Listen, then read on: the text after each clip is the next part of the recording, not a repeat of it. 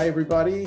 I'm here today with what has been a longtime friend, Diana Reyes, and we've known each other for many years when I used to live in Oakland, California, and just life has brought us to this moment. And for one day, 1 week, I feel that Diana has a lot to offer, and we're going to traverse an outline that I have here for everybody and for Diana first and foremost.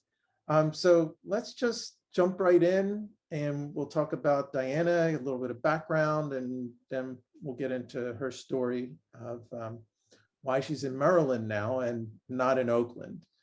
So Diana, since this episode is going to focus both on the caregiving aspect, but certainly relative to the corporate environment, as well as other aspects that are all interrelated.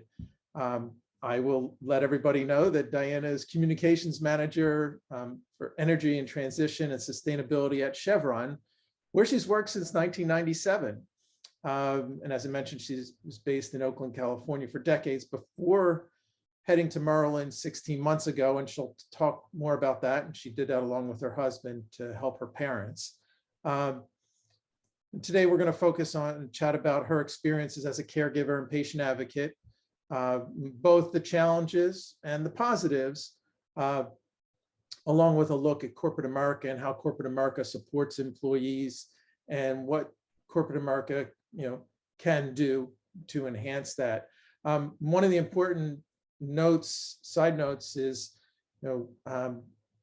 baby boomers it's such a big topic, and baby boomers, which we are a part of. We'll say on the tail end of the baby boomers, but we're there. 10,000 baby boomers a day turn 65. So you have a very interesting dichotomy where the early baby boomers, they may be those who are in need of care, but folks like Diana and I, we are those who are providing care. So there's a very interesting mix of that, but it's all to state that caregiving is more and more of a huge need. So I'm going to now ask Diana some stuff. And just first, let's start with just briefly about the corporate aspect. What led you to Chevron? You've been there for 25 years, which is very unusual in these days. So I'd love to hear, and love the audience to hear, what brought you there and what inspired you to stay? Yeah, so thanks, Ted, and thanks for inviting me to be part of this podcast. I was recruited into Chevron years ago. I got the employer found my name in a marketing group and actually reached out to me and said, "I really like your resume. Would you like to interview?" At the time, I was living in Los Angeles. And I have to be honest with you, I thought, a big oil company, that didn't seem attractive at first, but it was an opportunity to go up to San Francisco for the day, fly up. And anyway, to fast forward, I took the job offer. It's been a fabulous career. I would say the reason why I've stayed is it's a very big company. So there's many opportunities. I've had so many different jobs throughout the years. And so you get to be in different aspects of the company. They always feel different. It's global, so lots of diversity. You meet people from all over the world. I've gotten to travel to really exciting places.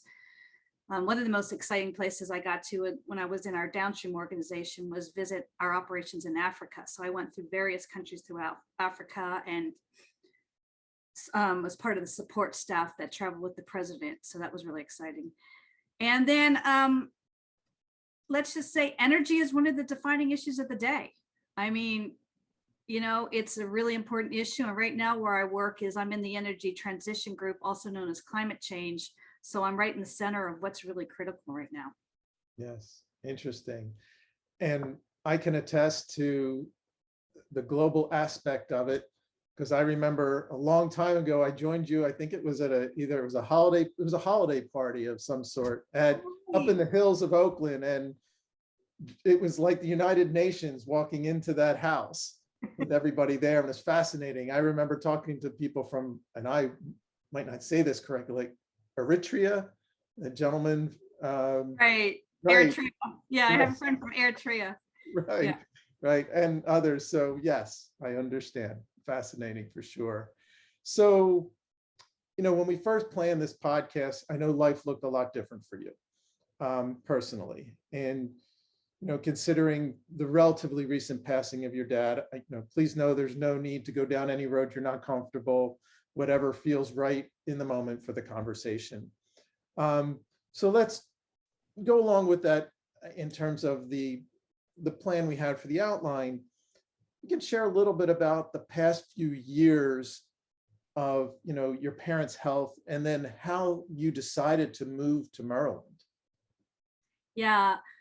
So my father was 82 when he passed, and I had been living with my parents. My husband and I had been living with my parents for about a year and a half, a little under, helping my mother take care of him when he was diagnosed with cancer. What had happened was basically he was diagnosed in June of 2020. It was right in the height of the pandemic. So for me, it wasn't even a question.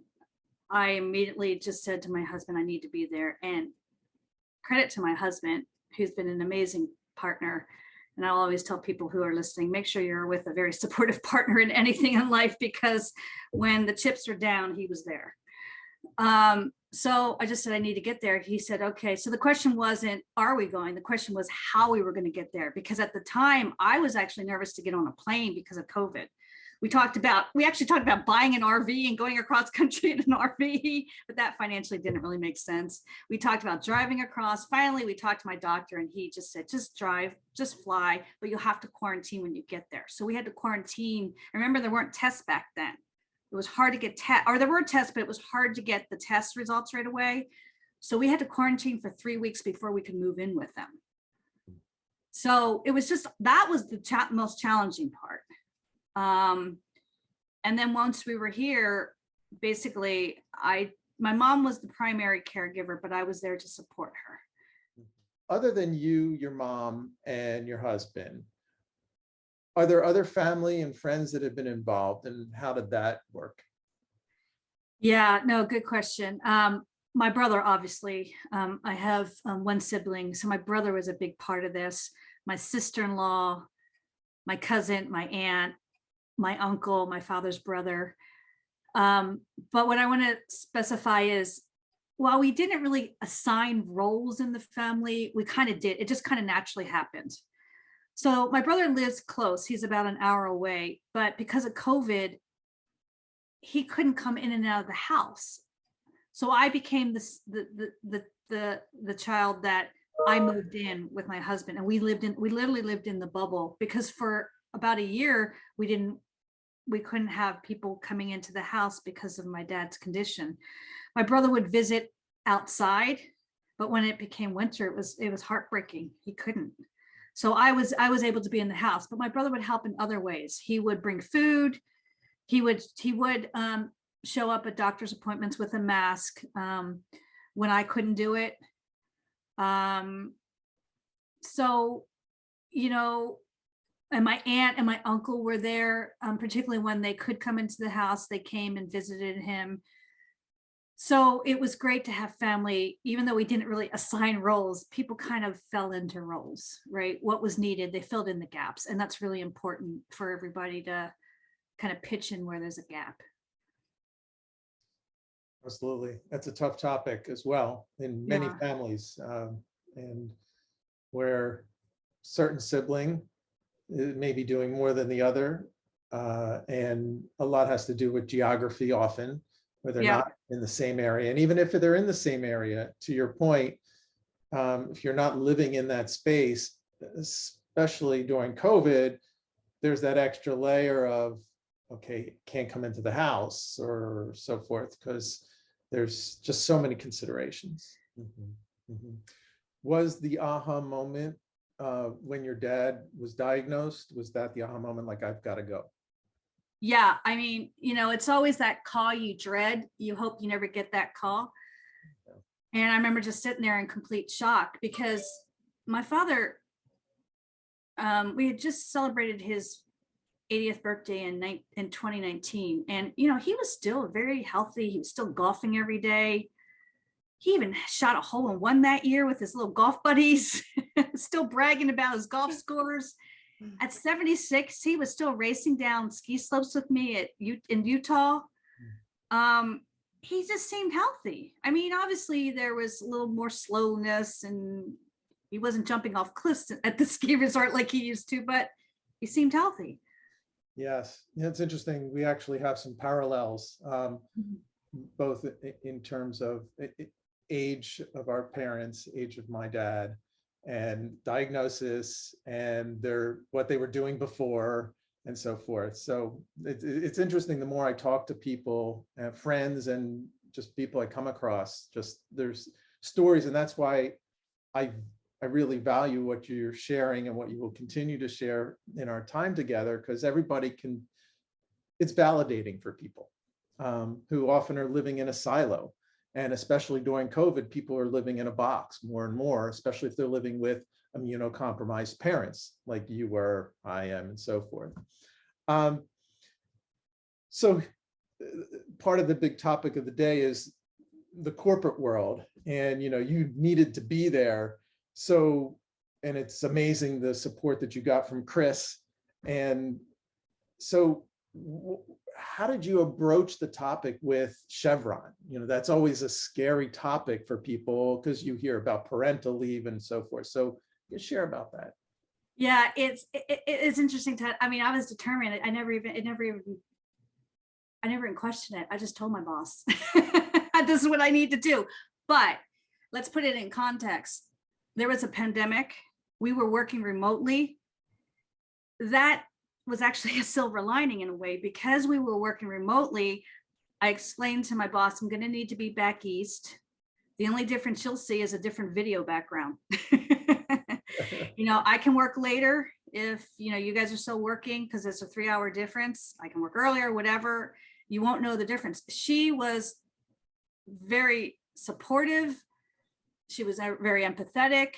As long as you get your work done, as long as, you know, you deliver what you need to deliver, she didn't care where I was. So to be honest with you, it was kind of a weird silver lining. But the question was, and we'll probably get into it, is if I didn't have that situation, would I have been here? Would I have been able to be here so long? Yes. And that is from the many people I've talked with about that topic, you are very fortunate. And just like anything in life, there's a continuum. There are employers who are incredibly empathetic and helpful and so forth. And then there are those who are not. So it's definitely an interesting topic because it also ties into legislation and support that, you know, government, whether it's state or federal agencies, in my opinion, can be providing more to people to help do that, because family caregivers, the financial strain on them, let alone the emotional, psychological strain, is just huge. So before you made that decision, had you ever been a caregiver or patient advocate? No. So it was completely new to me. I mean, I have a lot of friends who are managing elder care issues. No one really directly doing day-to-day. Well, you. Now I think about it, actually, I do have some friends, but I think you never, I guess where I'm trying to go with this, you really never understand it until you're in it. So while I knew people, you know, I guess I didn't really appreciate what they were going through until I'm in it. And so now I have a really newfound understanding of the difficulty and the necessity of elder care and having an advocate and having somebody that is paying attention. Absolutely. I couldn't have said it better myself. It's so true. It is. And it's understandable that it's pretty much like everything in life. You can conceptualize something, you can know other people are doing it, you can hear what they're doing, you can read about it, you can watch a video, but until you're in that situation, it's impossible to understand what it all entails. Absolutely, we totally agree. On the corporate side,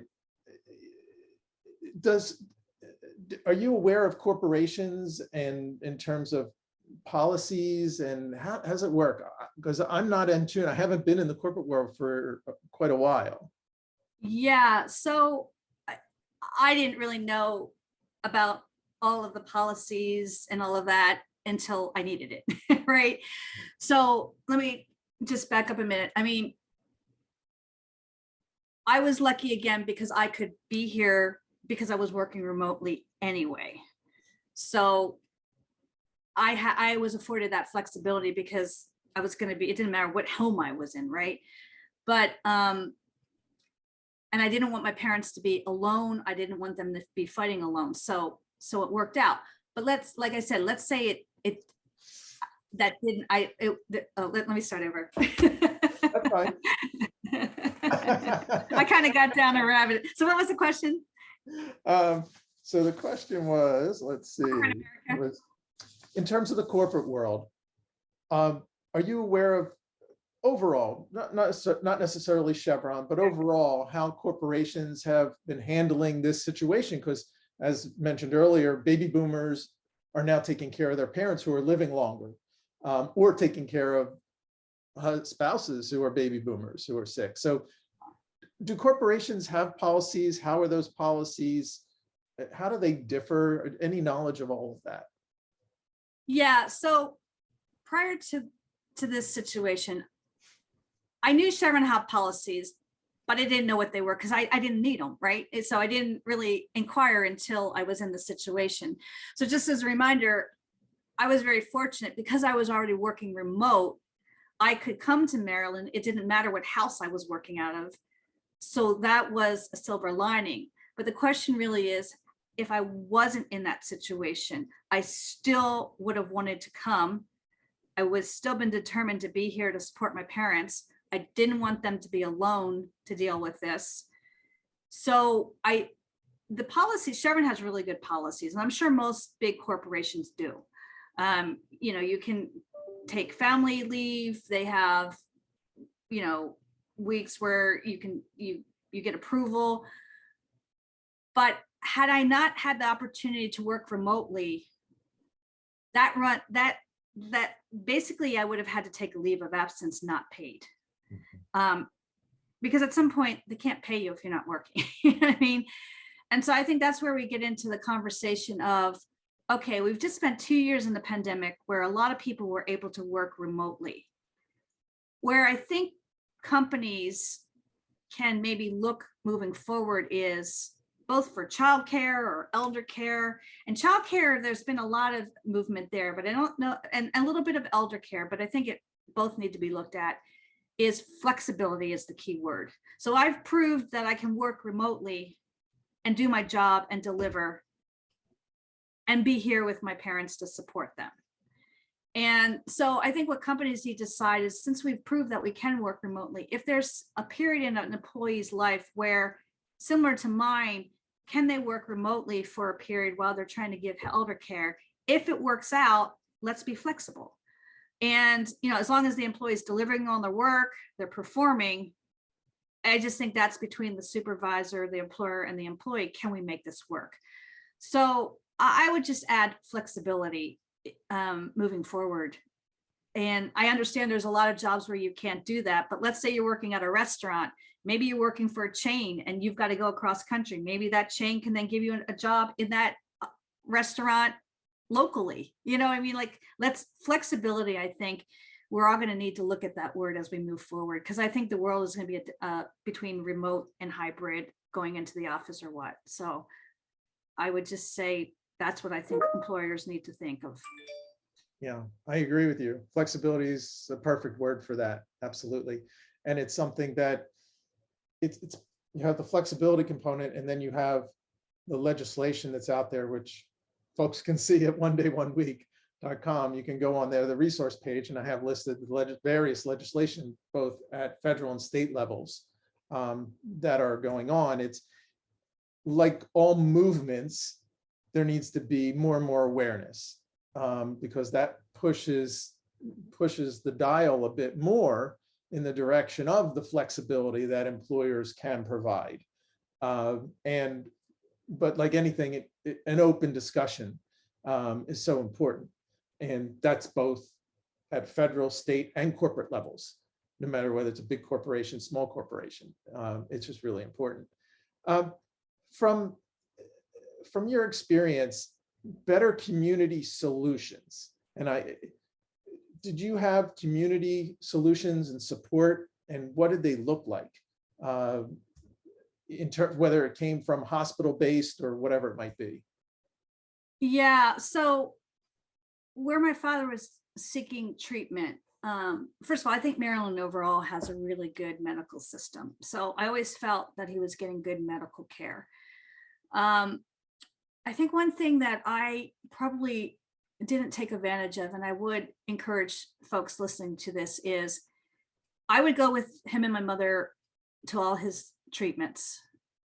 And we honestly, we weren't really supposed to go because of COVID. We had to wear a mask, but the doctor was very kind and always let us both come in. So thanks to that doctor, he was very understanding and let us come in to the room. But every time we would go to the doctor's office, we walked by a support group area. And I walked through that support group like over a year, and I never, till the end, like it wasn't until the end when my dad was getting really, really sick, I finally reached out, and I'm like, oh gosh, why didn't I reach out to these resources earlier? Because what they could have done is like, just things like, while somebody's going through treatment, what can you do to help them emotionally? What are the things that you can prepare for? I didn't know when he got really sick, I knew it wasn't going to be good, but I didn't know what was going to happen. I wasn't prepared for that. And I just wish I would have reached out. I don't know why I didn't even think of that. I think I was just so in the moment of, I've got to get him to his appointment. I got to make sure he's okay. I didn't even think about reaching out. And also we were dealing with a pandemic. So you were so like living in a bubble. So I just wasn't even thinking about using those resources that quite frankly were right in front of me. I walked by them every single time I was in the hospital. That's a really good point. And it's one that I will think about more now as well, because I'm in there all the time with my dad, more than my mom these days. And they have the support for all cancer patients, and haven't taken advantage of it. Haven't utilized it. And so, because as you said, I'm walking in the door with my dad, I want to make sure he gets up into the chair, and then sitting there making sure I'm communicating with everybody. I don't want to miss anything. And then you leave, you just want to get out of there. It's right. So, but that's a really good point, because they can provide support in different ways that could be helpful, not just now, but in the future. Yeah. Yeah. In terms of healthcare communication from providers, what was your experience with that? Is there any, and were there any things that you would say, hey, I wish this was better overall? Yeah. So we had a really weird situation happen when my dad was going through treatment. He was going to move from his chemo to radiation. And this was in December 2020. And the hospital got hacked. So apparently there's this thing that's been happening in hospitals where they're getting hacked. And so all their records were frozen and they couldn't treat patients. We actually went to get start my dad's radiation treatment, and they had to tell us to go home because they couldn't get into the records because they were hacked. This went on they couldn't get their records, and they couldn't get their records managed for like 5 to 6 weeks. So that we had a period of 5 to 6 weeks when my dad wasn't getting treatment. It was horrible. So, I don't know what legislation, that's not my area, but, I don't know. I mean, this has happened a lot in hospitals. It was new to me. So that was really a weird situation. And the doctor kept apologizing, but he couldn't get to my dad's records to administer the next step. So that was a really weird situation. So, I don't know but cybersecurity is a real issue. out of my control, but somebody needs to manage that. The second thing too, honestly, it was really tough to get through to the hospital sometimes. Sometimes you had to wait online for a while. When you got in, you were just like, oh my God, don't hang up on me. So just that was frustrating. Once you got in, you got good counsel and you got good support. But and I know right at that time we were dealing with the pandemic, so the healthcare system was so stressed. So, you know, kudos to all the healthcare people trying to deal with, you know, treating people and then also dealing with COVID. So I know they were stressed. So that was difficult. Yeah, there's no question. They're stressed. There's shortages and everywhere. People are leaving. People, whether it's frontline workers, nurses, or back office staff, people aren't comfortable. There's a percentage of people who are just not comfortable going in there. And so they are leaving those jobs. And they're stressed because now they can't fill them. There's so many open positions.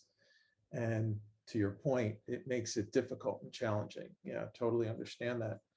So the other point there, Tad, I would say is, again, this is above my area of expertise. So I don't know what, from a communicative standpoint, but we've seen so much about the health workers being stressed because of COVID. We've seen, you know, what do we do about that? People are leaving their jobs. My experiences was having to wait 15, 20 minutes, sometimes like 45 minutes on the phone just to get through to somebody because the health system was so stressed. So, you know, I mean, maybe was that the worst thing that happened? Maybe not compared to other people, but I'm just saying I could definitely see the health care system being stressed. So I don't know. I don't have the solution, but. Yeah, I think those solutions likely are on a local level. They're with the actual hospital system, the healthcare system, to just do their best to put in place the type of people, the amount of people that are necessary to move things forward. Because I always look at the trickle down. So if you're waiting on hold 45 minutes, there are people who can't wait on hold 45 minutes. And I know they say dial 911, but then you have 911, which is they're maxed out. They can't handle it. So there's a lot of breakdown, and this is for a whole other session with maybe a panel to talk about. We could get really into the weeds with that for sure. You mentioned the topic of hospice and the sort of the disconnect. Can you talk a little bit about that? Because that's really important. Yeah. So going back to, I wish I would have reached out to the support group sooner. I mean, everybody kept telling me it's going to get tougher. Well, it's already tough. So you're telling me it's going to get friends, well-meaning friends would say, you know, it's going to get tougher. I'm like, it's already tough. So what I needed to know is, so how do I handle it because I know it's going to get tough, but what do I do? So that's where the support group could have maybe helped me. So here's what my experience is you get that call when the doctor tells you, the oncologist tells you, we're sorry, treatment is no longer working. There's nothing else we can do. And that is a very difficult phone call. And so you're just shocked by that, right? I mean, you don't even know what questions to ask. You're just sitting there shocked. And in our case, the doctor told my mother and I, so we then had to deliver to my father. So how to even do that was difficult. So basically what they recommend is you go to hospice. So basically, and the doctor was great throughout his role, but where I think there was the breakdown is, and again, I'm not blaming this doctor because I've talked to both hospice and healthcare workers and they say this is what happens. They kind of throw it over the fence to hospice. And so what I realized for me was hospice to me was right how they basically communicated. They said, hospice is here now to help make the patient comfortable, to make their life, what they have left, the best it can be. So I bought into that. What my parents understood hospice to be was he's dying tomorrow. So there was a huge disconnect to what hospice was. So I think when I explained to my mother and father, the next step is to call hospice, that was horrible because what they heard is he's dying tomorrow. And so it was really hard for them to accept what hospice could do because they didn't understand it. So I think there needs to, in society, be a real education about what hospice is, because I thought it was amazing. I don't know how we could have done it without hospice, but hospice is actually trying to make each day the best it can be until the part where you are bedridden. And then what they're trying to do is help manage the pain. But my parents didn't understand that. So it just became really difficult. And so if there was just a huge gap, and there would have been better if we were better prepared for what they could do and the services we could have used. So that was really, I've talked to hospice people and they basically said they agree with me, and there definitely does need to be better education. So if anybody's listening, I would just really make sure you understand hospice is more than just that last day or that last week. It's more than that. Yeah, that's a great topic, an important topic. And when I was living in the Bay Area, I used to do some work with it. I don't know what it's called now, but it was called Hospice by the Bay. And there were some great people working there. And that was an excellent thought that you had in terms of education. They do as much as they can, but I mean, let's face it, most hospice organizations are not huge. They're not huge corporations. So they only have so much wherewithal, bandwidth, financial resources to get that message out. It'd be really great, in my opinion, if that was part of the support that somebody can get, and that it's provided in a way, sort of in a packet, as little as a packet of information. It could be a lot more when somebody is going through something, or at some point when somebody's going through something. So I'm just kind of brainstorming here, but maybe when you get that call, or right before you get that call, or whatever it might be, somebody is there as sort of a transition person to help you understand, help everybody understand. So that's exactly it. So and I've talked to several healthcare workers about this. The oncologist isn't really trained for that next. They're trained for the treatment. And often what I've heard is often they feel like they've failed. And so, and they're not really trained on how to deliver that message, right? And so I think maybe somebody in the room that maybe has prepared us or explains, okay, here's what it is, here's what's going to happen, here's what you can expect. So here's a couple of examples of what I did not expect. I didn't know that they stopped eating. I had no idea. Like, I kept saying to the hospice nurse, well, give him some nutrients or something. And he was like trying to eat and he couldn't. And I guess they can't eat anymore. And so, and they can't give them nutrients. And she explained biologically why, because it does more damage if they do that. So they just stop eating. That was the weird, that I just couldn't wrap my head around that. As many times as the hospice nurse explained to me, I just was not prepared for that. The second thing is I wasn't prepared how rapidly, and when they're bedridden, how do you care for them once they're bedridden? Nobody prepared us for that. And the third thing that I wasn't prepared for is the pain. And honestly, that's the worst part. And that's where hospice is amazing, because what they try to do is they try to balance the pain so that they still have a quality day. And that's what we weren't prepared for. So, these things aren't easy. I mean, they aren't, but that's where I think there could have been a lot more preparation and understanding before we got there. Thank you. Yeah, it's so well said. Absolutely. Just a few more things that are on my list here, and if there's anything you want to add. In terms of, you had mentioned a month or so ago in an email, just about the spouse that's left behind. Yeah. And is there anything you want to share about that and your experience with that? Yeah, I mean, what's heartbreaking is, and like we talked earlier, 2-3 years ago, my parents, even though they had just turned 80, seemed really healthy. Boom, that turned in a dime. So now here I am, fast forward 2 years after, and my mother's been through a harrowing experience of, basically she was the primary caretaker. I was the secondary. But for a year and a half, she was day to day, every hour, she was by his side. I mean, it is amazing when I think about what she went through. And don't underestimate grief. And the time it's going to take for them to get over grief, plus her age. So the question you have to ask yourself, as the advocate, as the caretaker of now, I'm helping her, can they be in the house by themselves? Is it safe for them to be in the house by themselves? Because at some point I'm going to leave, right? I need to go back to home, to my job they're going to, you know, what's the best situation? So these are all the questions that, I mean, I knew they would come one day, but you've got to, like, can they stay in the house? Do they downsize? And can they be alone, even if they downsize to a condo or an apartment?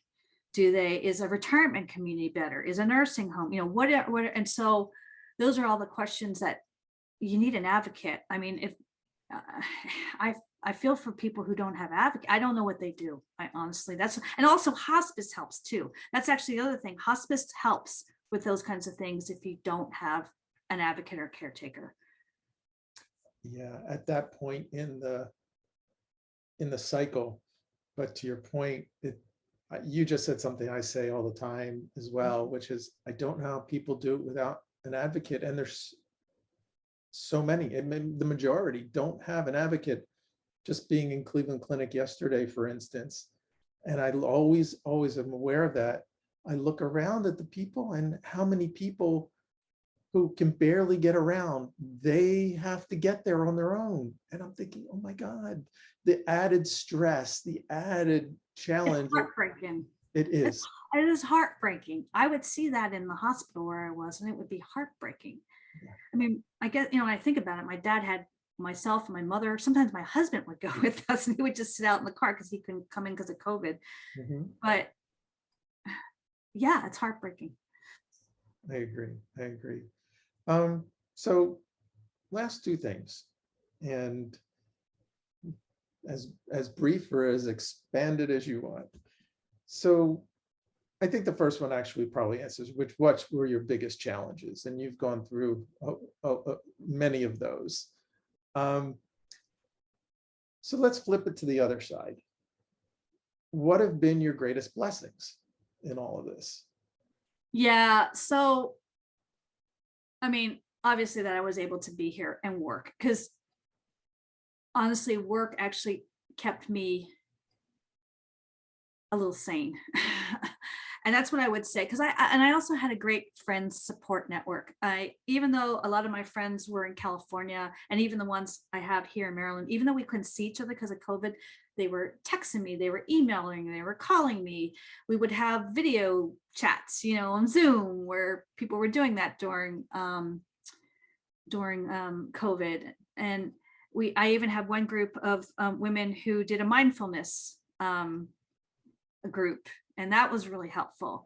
So those are the things that I was grateful, is being able to be here, having a friend and support network. And I would say to those, use your network, because I think people really want to help.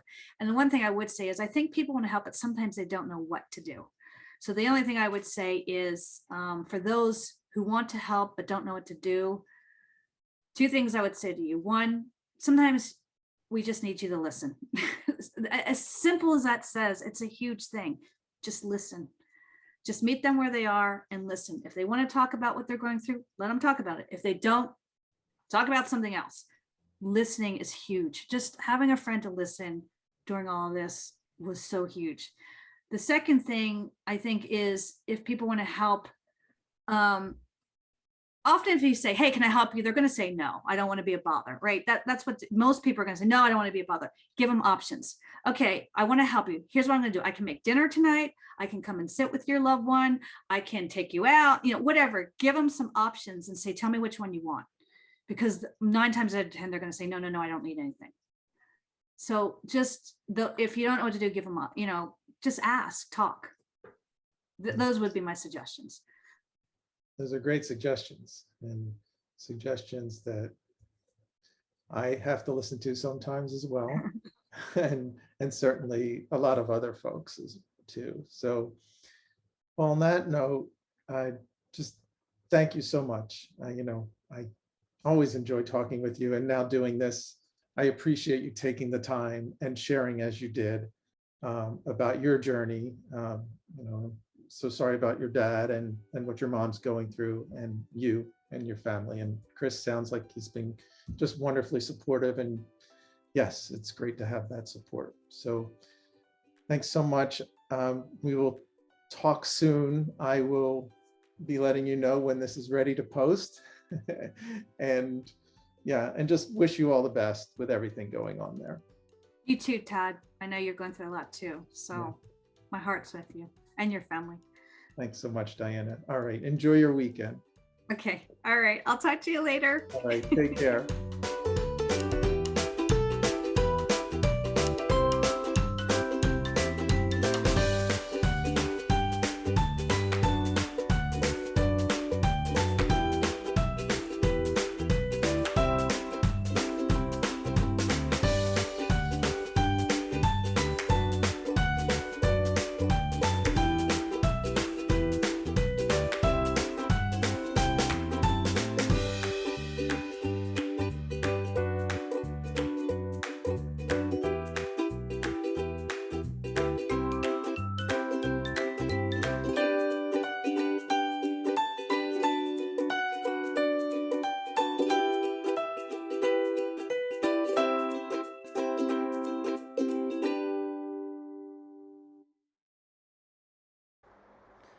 The primary purpose of the podcast is to educate. While guests are invited to listen, listeners acknowledge that they are not being provided professional advice from the podcast or any guests.